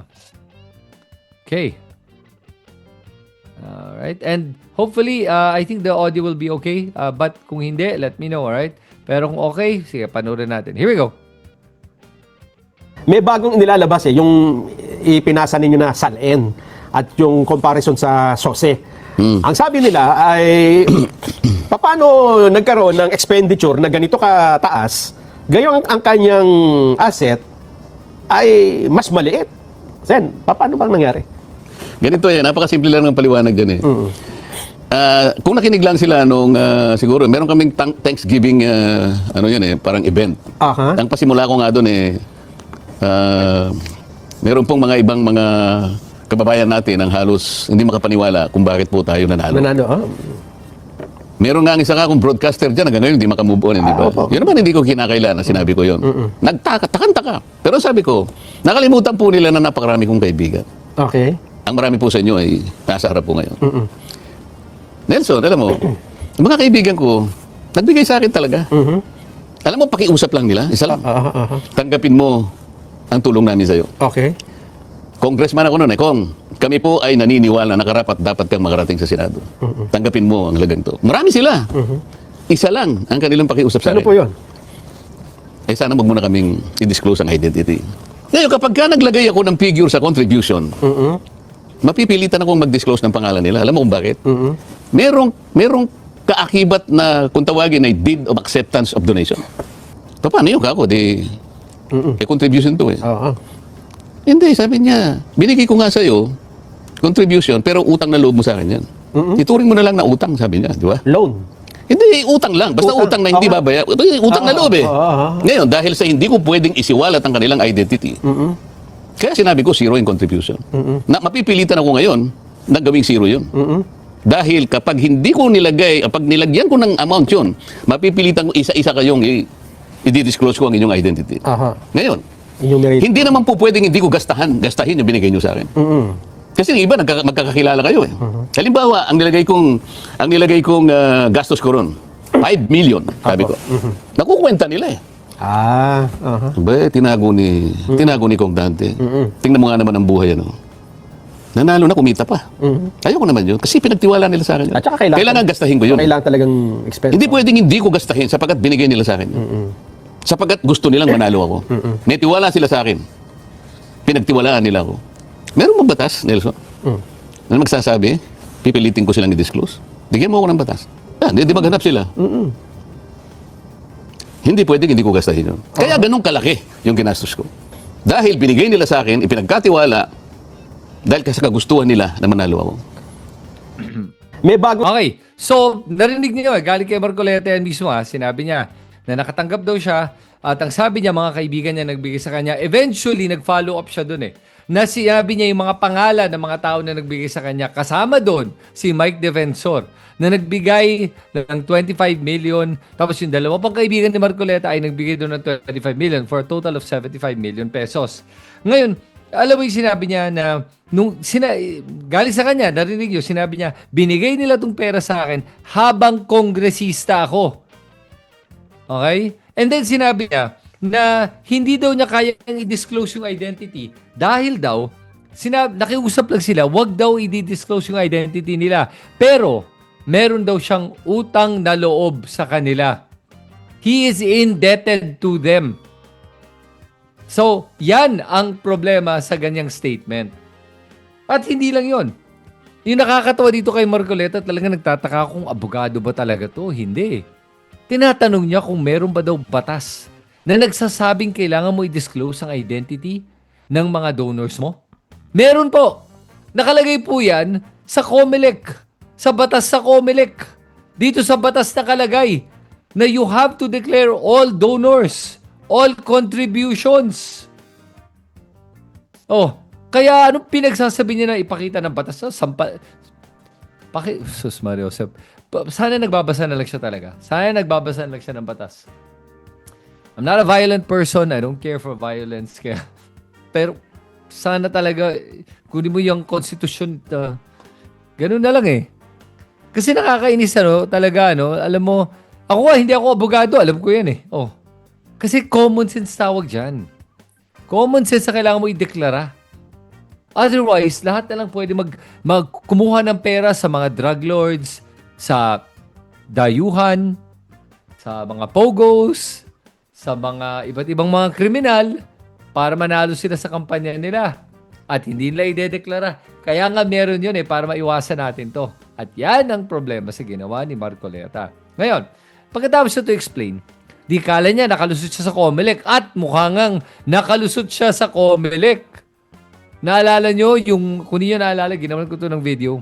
kung saan pinakita ko kung paano si Marcoleta nakalusot sa Comelec at tuwag-tuwa to si George Garcia. Nakangiti siya, meron siyang parang slight na smile yung sinabi niya, may nakita tayong isang clause sa batas na nakalagay na hindi na daw criminal ang offense ng misdeclaration or non-declaration of contributions. At dahil doon, nakalagay din na ang penalty na lang ay magkano lang. It was nominal. It was like 1,000 pesos or 2,000 or 10,000. Di ko alam. Pag nangyari yun, at that's it. Hindi na daw kailangan ma-disqualify. Parang tuwan-tuwa, no? Pero kahit pa paano, ayan ngayon, ang problema sa nangyari sa ginawa ni Marcoleta sa kanyang pag-amin na nakatanggap siya ng pera kay na Mike Defensor. Totaling 75 million. And apparently, baka more. Anong nangyari ngayon? At nag-umpisa kasi to, guys, by the way, nung inaway niya si Ping Lacson, tuloy-tuloy niyang binanatan si Ping Lacson. Hanggang napikon si Ping Lacson at sinabi niya sa kanyang privilege speech na posibleng nag-commit si Marcoleta ng isang illegal activity, illegal action by accepting the money from people while he was a sitting congressman. Si Lacson ang unang nagbanggit na to. Kaya dahil doon, ayan tuloy, naimbestigahan at nakikitang yes, may nangyaring plunder. At dahil doon, kaya siya makakasuhan. So, tanong natin dito, ano ba ang plunder? Okay, and I'm sure some of you, because of the internet, the information is free, everyone can get the same information. I'm sure alam naman nyo kung anong plunder. But sa mga may hindi alam, we'll actually go through plunder and find out, did Marcoleta commit plunder o kaya hindi? O kaya pamumuliti ka lang ba to? So, before we talk about the plunder law, sige, dito muna tayo sa susunod nating video. Panoorin natin yung statement ng INC kung bakit sila nagrarally. Okay? And then, pagkatapos natin panoorin yon, then himayin na natin yung batas at tignan natin kung nag-commit ba ng plunder si Marcoleta o hindi. Okay? So, here we go on part 2, which is the INC statement. Yan. Ano po bang dahilan bakit nagtungo doon ang ilan nating kababayan at kasama ang mga miyembro ng INC? Magandang katanungan po at dala-dala ko nga po ang statement na nais kong basahin ngayon sa mga nanonood sa atin. Narito po ang statement ng Iglesia ni Cristo. Hindi tutol ang Iglesia ni Cristo sa pagpapatupad ng batas, pero tutol kami sa pagbaluktot sa batas, lalo na kung ang layunin ay para pagtakpan ang katiwalian. Gaya ng alam ng marami, si Senator Dante Marcoleta ay nanguna sa pag-iimbestiga sa isa sa pinakamalaking pandarambong na naganap sa ating kasaysayan. Sinimulan niya ito nang siya pa ang chairman ng Blue Ribbon Committee ng Senado. Subalit, pinalitan ng liderato ng kumiting ito. Gayunpaman, itinuloy niya ang paghahanap ng hustisya para sa atin na mga mamamayan. Ang ipinagtataka namin ay kung bakit siya na nagsusulong sa pag-expose ng mga sangkot sa napakalaking pagnanakaw sa Pilipinas ang kakasuhan at ipakukulong sa halip na ang mga na-expose. Ang ikinakaso kay Senator Marcoleta ay plunder na isang non-bailable crime. Sa makatwid, ipakukulong siya at hindi pwedeng magpiyansa hanggang hindi natatapos ang pagliliti sa kanya. Sa madaling salita, ay hindi na niya maitutuloy ang paglalantad o pag-expose sa mga sangkot sa pandarambong na naganap. Pero, paanong naging plunder ang pagtanggap ng campaign donation o campaign contribution? Hindi naman galing sa kabangyaman ng Pilipinas ang tinanggap niyang donation mula sa mga sumuporta sa kanyang pagkandidato bilang senador. At mismong ang COMELEC ay naglabas na ng desisyon na walang krimen na naganap sa pagtanggap niya ng campaign donation. Sinusuportahan ng Iglesia ni Cristo ang itinataguyod ni Senator Marcoleta dahil ito rin ang posisyon namin. Nananawagan kami para sa transparency, accountability, justice, and peace. Kaya, nais naming iparinig sa mga kinauukulan na kahit ipakulong nila si Senator Marcoleta, ay hindi kami titigil sa paghingi ng katarungan para sa mga kababayan natin na ninakawan. Gusto naming ipaalam sa kanila na isang injustice ang selective justice at hindi kami mananahimik sa harap nitong napakalaking pagyurak sa katarungan na hinihingi ng ating mga kababayan. Yan po ang statement ng Iglesia ni Cristo. Maraming salamat po, Ka Edwin. Okay, yan ang statement ng Iglesia ni Cristo. At ngayon himayin na natin yung actual statement nila punto por punto. Tignan nga natin kung may point ba sila o wala. Sa mga viewers natin, before I actually tell you my opinion, feel free to write your thoughts on this and then let me know kung ano tingin nyo. Okay. Okay, here we go. So, dami nagsin-sinabi. So, unahin natin Sabi nila that, sinusuporta naman daw nila ang pagpapatupad ng batas. Yun ang una sabi nila. And they said na therefore the law, according to them, but ang ayaw daw nila is bending the law sa mga hindi sang-ayon sa ginagawa ng gobyerno. At nila that si Marcoleta daw ang unang sa korupsyon sa kanyang pagiging chairman ng flood control ng Blue Ribbon Committee. At ngayon, tignan natin kung totoo ba to. So, unang-una, just banggitin ko lang na yung panahon ni Marcoleta bilang chairman ng Blue Ribbon Committee ay hindi sa paghahanap ng mga korap Ang ginawa nila ay pumili sila ng mga tao na medyo kaduda-duda ang kanilang kredibilidad para kumbaga yun ang naging medyo may pagka-witch hunt. And I remember nga nung time ni Marcoleta, grabe talaga yung hindi ka makapanipaniwala yung mga humaharap at kaduda-duda yung mga binibigay na testimony. Sinabi na nga yun dito na therefore the law, and I agree with them, dapat talaga lahat tayo ay para sa batas. Sa pagpapatupad ng batas, no exception. And for them to say that Marcoleta was fighting corruption is a little bit disingenuous. Kumbaga, hindi naman parang totoo yung sinasabi nila. Kasi, yun na nga yung ginagawa ni Marcoleta ay selective para maghabol sa mga ilang personalidad na kalaban nila imbis na habulin ang lahat. So, dahil doon, hindi ako naniniwala sa sinseridad ni Marcoleta sa paghabol sa mga korupsyon. Number 1 point ko pa lang yun. Tapos sinatanong dito ng spokesperson ng INC, si Manalo ba to? Why is Marcoleta being charged instead of those that's being exposed? Excuse me, hindi ba nakakulong ngayon si Jinggoy Estrada? Hindi ba nakakulong ngayon si Bong Revilla? At sa mga nagsasabi na bakit hindi nakukulong ang mga nahuhuli laban sa korupsyon dahil sa issue ng korupsyon, bakit nakakulong si Jinggoy? Bakit nakakulong si Bong Revilla? At sinasabi na dahil wala si Marcoleta ngayon, baka matigil ang investigasyon sa laban sa flood control corruption. Nakita mo na nga may ginawa ang gobyerno, ipakulong. Ang pinakaunang pinakulungan niya si Bong Revilla. And for those that don't know, Bong Revilla was part of BBM senatorial slate. And yet, yan yung pinakaunang nakulong. That's conviction. As Jinggoy would say, yan ang conviction. Yan ang commitment para magkaroon ng hustisya. Para magkaroon ng katarungan. Kasi kung talagang namumulitika lang itong administrasyon ni BBM, di dapat ang una niyang pinakulong si Marcoleta na nga. O kaya dapat una niyang pinakulong si Jinggoy. O kaya dapat una niyang pinakulong ay si Alan Peter Cayetano o si, ginawa ni Alan Peter obstruction of justice para recently lang. Dapat ang unang pinakulong si Joel Villanueva, Chis Escudero. Bakit si Bong Revilla? Yung kaalyado pa niya mismo. So dito mo nakikita na seryoso itong si BBM para ipakulong at managot ang mga korap.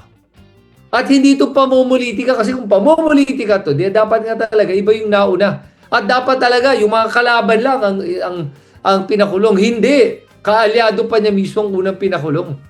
Doon mo nakita gaano kaseryoso itong gobyerno to para ipakulong at managot ang mga korap.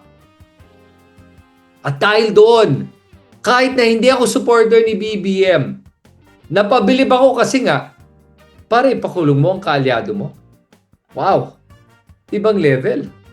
O tapos ngayon, maraming susunod na. Sinabi na ng ombudsman. Marami nang susunod. Kaya nakikita ko na seryosong gobyerno na magkaroon ng katarungan. O sino mga susunod? O sino pa ang gumawa ng korupsyon? O, andyan si Jinggoy, nakulong na. Posible Joel Villanueva. Posible si Chisa Escudero. Posible for obstruction of justice si Alan Peter Cayetano, si Robin Hood Padilla, at posible for plunder ngayon si Marcoleta.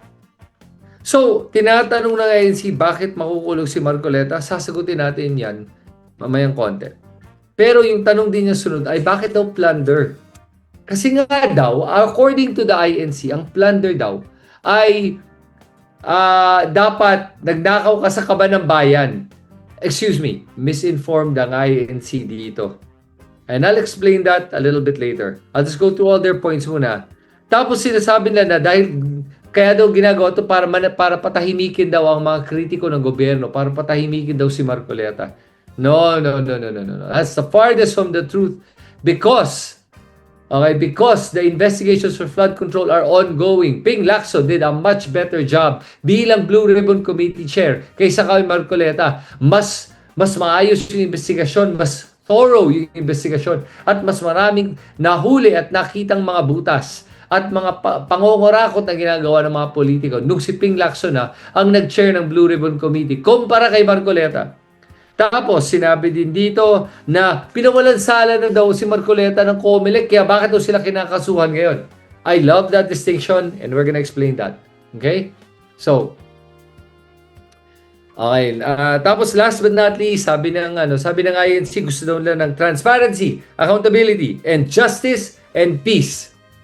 4 pillars that we will discuss to show you guys paano nanggagaslight ang INC para ibudol ang ating mga kababayan.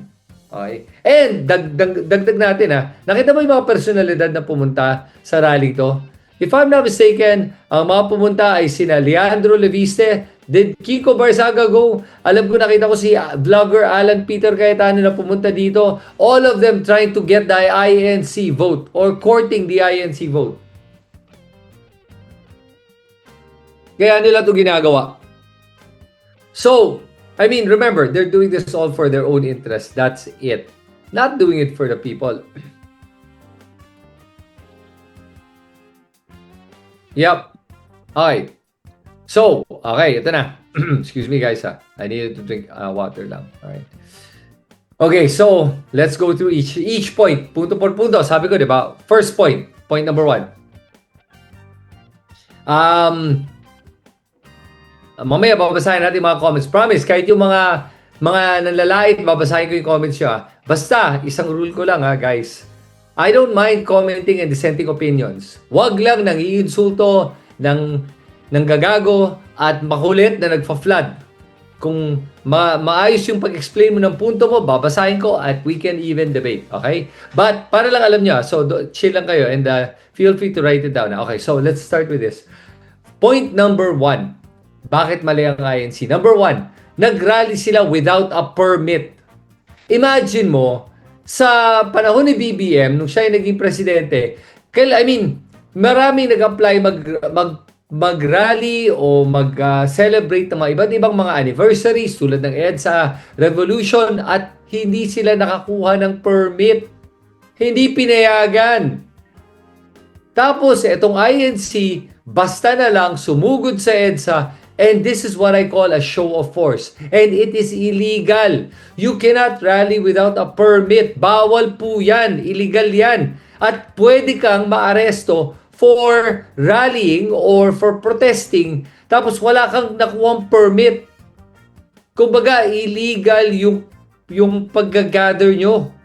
So yun pa lang, mali na ang INC dito. At sa totoo lang, ito nga ang problema ko na nga dito. Maximum tolerance sa matong gobyerno to, sobrang maximum na hinahayaan lang sila.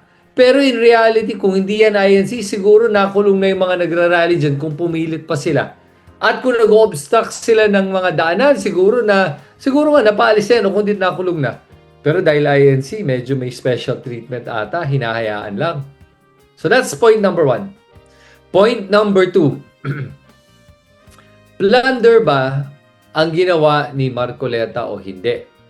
At yun ba talaga ang dahilan kung bakit si Marcoleta ay sinasampahan ng plunder? O kaya ginagawa lang to dahil nga pamumulitika.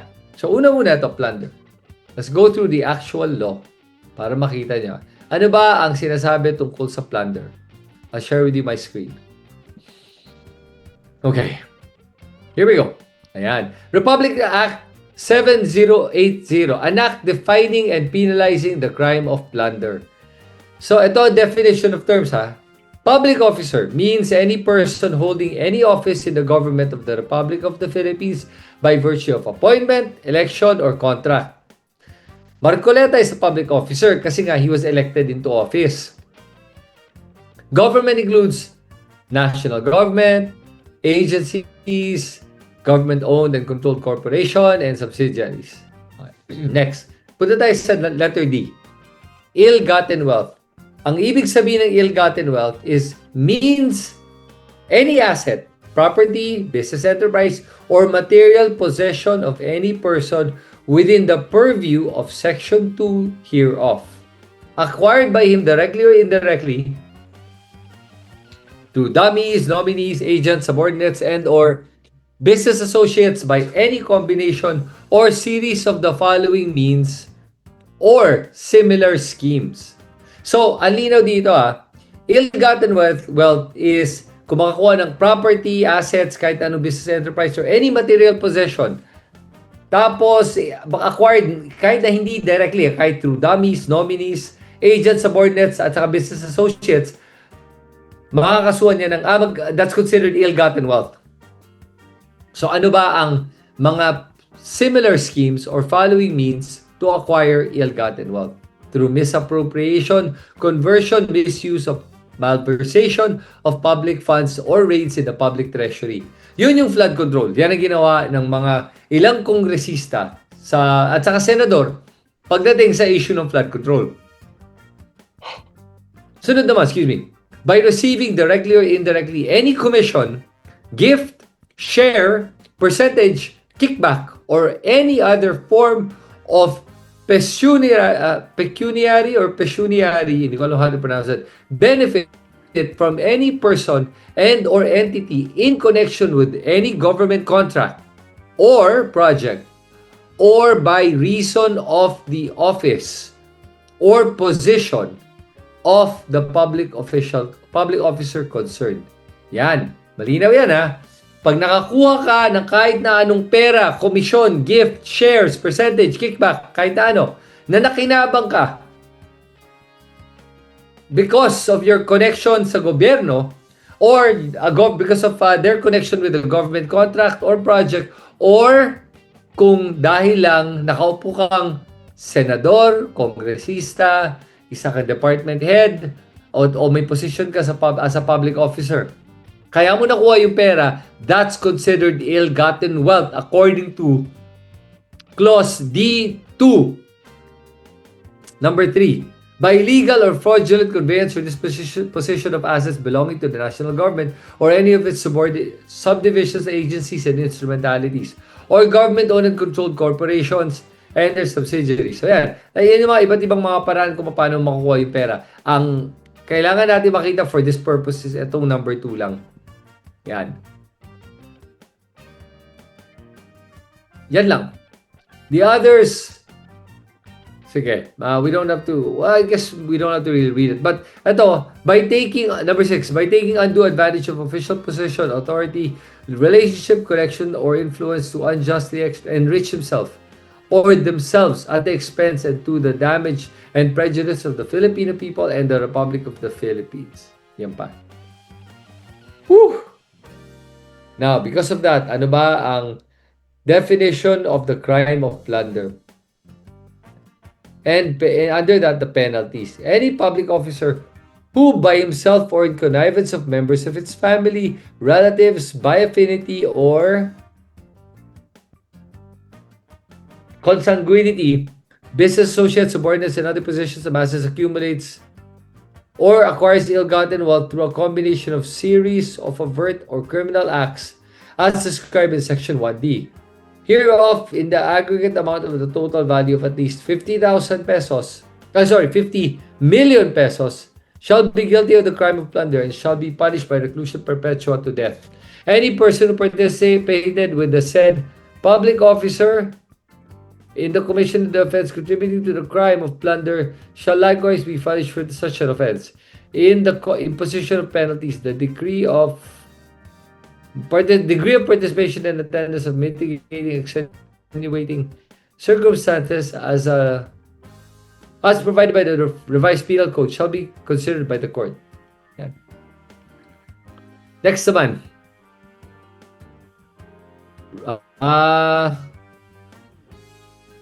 Sige, rule of evidence. For the purpose of establishing the crime of plunder, it's not necessary to improve each and every criminal act done by the accused in furtherance of the scheme or conspiracy to amass, accumulate, or acquire ill-gotten wealth. It being sufficient to establish beyond reasonable doubt a pattern of events of criminal activities indicative of the overall unlawful scheme or conspiracy. Alright. So guys, and by the way, basahin ko na rin itong ano. Saan na ba yun? Wait lang, hanapin ko dito. Saan na ba yun? Wala, hindi ko na mahanap. Okay, so guys, sige, never mind. Since hindi ko na mahanap, sige, let's go through this one na lang. So, ang punishment under this act shall be prescribed in 20 years. However, the right of the state to recover properties unlawfully acquired by the public officer shall from them or from their nominees or transferees shall not be barred by prescription, laches, or estoppel. Okay? Okay, I'll stop it right there. Okay, linaw na guys. Linaw na. Sinasabi that plunder is committed when a person receives any money in connection with their government, in connection with the fact that they're a government official. Malinaw yan. Kaya ang nangyari dito ay ill-gotten wealth. Yung pagtanggap niya ng 75 million pesos sa kanyang mga donors. Hindi lang yun. Okay, hindi lang yun. At mali din na like for me, ang hirap nung ginagawa nila kasi mali din talaga na hindi lang yung pagtanggap nun mali din talaga na sinasabi niya na wala daw siyang ginagawang mali. Okay? Remember, sinabi ni Marcoleta by his own admission na he doesn't think he did anything wrong. It is incredible for me na nakikita mo isang tao who really believes and acts with impunity, who really believes that his action has no consequence, that he is above the law. Okay?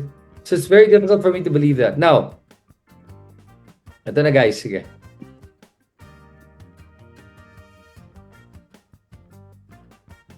Yeah, okay, here we go. Alright. So, yan yung law ng plunder. Ang linaw-linaw that if you get money from anyone because of your office, that's considered plunder. So, nasagot na natin yung tanong kung bakit plunder.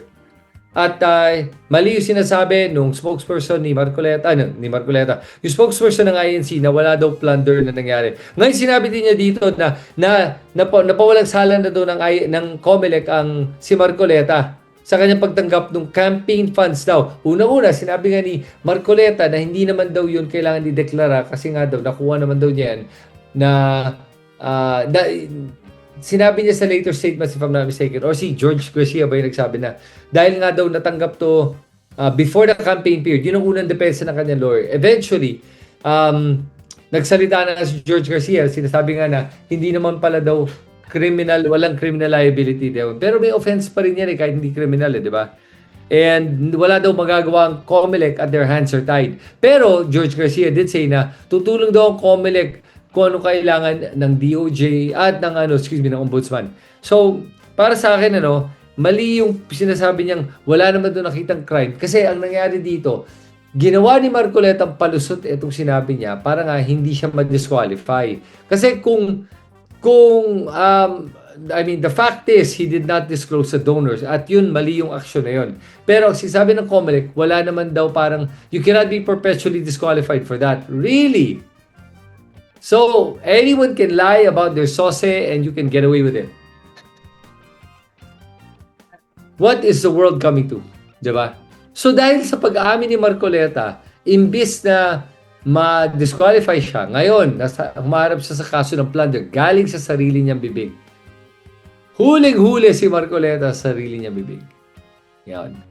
Kaya ngayon, hindi na siya ma-disqualify, pero masasampahan yan with plunder, a non-bailable offense. So, sabi na nga yan dito, they support Marcoleta no matter what. Tapos they want transparency, accountability, peace, and justice. Wait a minute. Yan ang sigaw ng taong bayan. Lahat tayo gusto natin yan. At alam mo, nakakatawa dito, sinasabi nung INC spokesperson that hindi daw sila hihinto at ang pinaglalaban daw nila ay yung selective justice. They're against selective justice. I agree with him 100%. And that's why I think what they're saying is wrong. Kasi sinasabi nila na they want transparency, they want accountability and justice and peace. Kung gusto nyo yun, dapat pumayag kayo dito sa pag-arrest kay Marcoleta. Kasi bottom line is, meron naman siyang pagkakataon para mapakinggan siya ng korte at mapawalang sala. Okay? Yan ang tinatawag nating due process. At for you to say na pamumuliti ka to at wala nang batas na sinusundan, shame on you. Kasi ito nga ay pagpapatupad ng batas sa ayaw mong matuloy and you're obstructing justice pa. When you should be, helping the enforcers get justice. Ganun ba kalakas at makapangyarihan ang INC na kaya nila itong gawin? Kasi, dalawa lang yung outcome dito eh. Kung ang ating gobyerno ay pumayag sa mga gusto ng INC, babagsak talaga ang kredibilidad ng gobyerno to. Kaya hindi sila pumayag. Kailangan na gawin nila, unahan na lang INC at ipasara na nila yung ipasara na yung INC. Pero unahan nila yung INC in this case kasi right now, from what it seems like, talagang sinusubukan ng INC makalusot si Marcoleta. Alright? So, yun. So, that's why nag-aaway sila ngayon. Hindi dahil sa anti-plunder. Nag-aaway sila ngayon dahil, kinakalaban lang ang gobyerno ngayon dahil gusto ng gobyerno ipakulong si Marcoleta for plunder. And the government has good reason to believe it's plunder. Here's the thing. When the government files cases ngayon, they're not just gonna file cases. Nag-file sila ng cases with certainty of conviction. Ibig sabihin, Boying Remulla and his team has already done enough of their homework to prove without a reasonable doubt. Although you don't need a reasonable doubt pagdating sa Senate Court. Yes, nalilito na ako sa mga kaso to. Hindi pala Senate Court to, criminal case pala to. Sa criminal case, kailangan beyond reasonable doubt. And pinapakita dito ng Ombudsman na they filed the case with enough evidence for conviction. And that's going to be hard to beat. I mean, what's Marcoleta gonna say? That he never received the 75 million? He never benefited from it? Pero the fact that you received it is already bad enough. So may mga ganong mga problems sa si Marcoleta. And just when you thought, makakalusot siya dahil sa sinabi siya, mukhang ngayon, ay naiipit na siya sa sarili niyang bibig at mas lalo pang lumala ang problema ni Marcoleta. Yun. Okay? So, sa mga viewers natin, salamat sa pagpapanood na itong video natin ngayong araw na to. At let's just read a few more comments. And no, I am not a lawyer. I'm just a vlogger. A vlogger that a vlogger that loves to read a lot. Yon. Hi Sir Chris, you're correct. Sa lahat ng inyong pahayag. Sir, mapaparusahan ba sila na walang permit? Mga kaso, saan na ba? Nawala na naman. Sige. Okay. Basahin lang natin iba. Hirap na hirap mga puno mag-produce ng oxygen. tapos makikihati pa paglanghap ang mga tao. Ha? Not sure what their point is. Sige, sorry Sorry guys I'm not sure what the point was. Am I a lawyer? No, I'm not. Parang naging KOJC 2.0 nga, no? So, let's see. Okay. No one is above the law, not Marcoleta, not INC. Okay. So mga viewers natin, salamat sa mga comments ngayong araw na to. And I hope you like this video. And sana talaga, sa akin lang, bottom line, sana itigil na ng INC itong pamumulitika nila at pagsusuporta ng mga corrupt na tulad ni Marcoleta. Kasi isipin mo, INC has always backed the corrupt person. They backed always the corrupt person. At dapat talaga itigil na nila to. Kasi ngayon sila naghihingi ng transparency, accountability. Tapos sinasabi nila may injustice daw at selective yung justice. No. The justice is not selective. Kasi if it was selective, hindi nila ipapakulong si Bong Revilla. Una, the fact na pinakulong nila shows me that they're not selective about it. And then for talking about transparency and accountability, yes, let's all ask for accountability. And if we are to ask for accountability and transparency and justice, kailangan humarap si Marcoleta sa ating korte, mag-explain siya doon, at malaman natin lahat kung guilty ba siya o kaya innocent. Okay, so kasama din natin, nandyan sila si Ada Siejo, Adrian Banson, Raquel Staub, Aneth Alegre, nandyan din si Ellen Tulagan, Ana Cordoba, Teresita Rihano, Merna Bardon from Zamboanga City, kasama din natin, nandyan si Eseng Mariano, Leonie Dalanon, Jean Mirafuentes, Gloria Marquez, Crispina Liberale, nandyan din si Pasita Rema, Ramil Blasa, Rexy Ramirez, and hi to Mildred Paras. Okay, so mga kababayan ko, yan natin manakalap na mga balita ngayong araw. Kung nakaabot ka po sa portion na to, sana nakapag-like na ho tayo. Libre po mag-share, libre din na mag-subscribe. Again, maraming salamat sa mga viewers na hindi nag-skip ng ating mga commercials. Thank you so much. At before natin tatapusin ang ating programa ngayong araw, sana sabayan nyo si Sir Ivan para sa ating live messaging prayer. Ama naming Diyos, sa araw na ito ay buong pagpapakumbaba kaming lumalapit sa iyo upang magpasalamat sa iyong walang hanggang pag-ibig, gabay at biyaya. Naway patuloy mong pagpalain at protektahan ang aming bayan at ang bawat pamilyang Pilipino. Hinihiling din namin ang iyong banal na paggabay, karunungan, lakas at kaligtasan para kay Pangulong Ferdinand Marcos Jr. sa kanyang pamumuno sa bansa. Ilayo mo siya sa anumang panganib.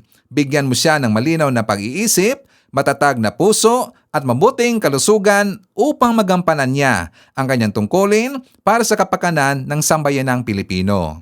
Naway manaig ang kapayapaan, pagkakaisa at katotohanan sa aming bansa. Idinadalangin ko ito sa pangalan ng ating Panginoong Jesucristo. Amen. So maraming salamat mga kababayan, and I hope to see you again on my next video.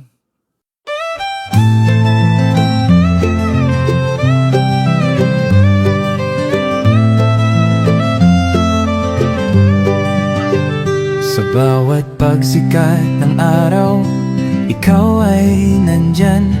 Tinig mong matatag, sa amin ay gabay. Pag-asa ng bayan, pangakong totoo. BBM, isa kang totoong tao. Sa mahirap at api, ika'y sumusuporta. Tapat mong paglilingkod, lahat kami nakakita sa iyong pamumuno.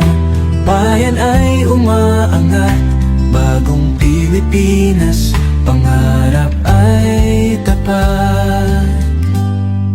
Ikaw ang aming BBM, Pangulong matapat.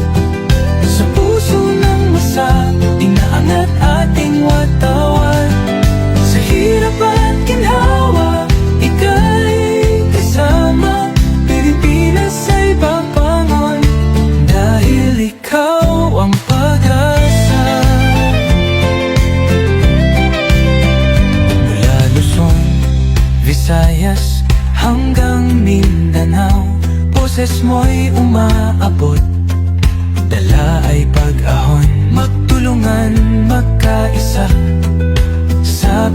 sa lahat, para sa bayan, ikaw ang aming alamat.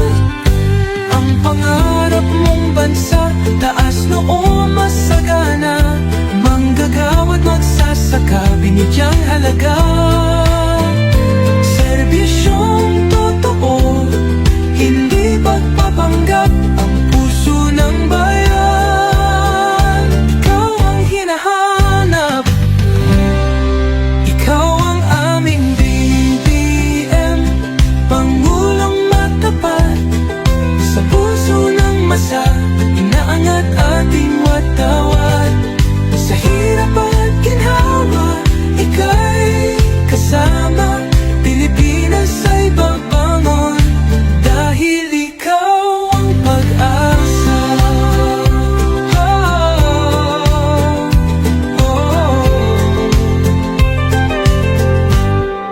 Ikaw ang aming BBM, Pangulong matapat, sa puso ng masa,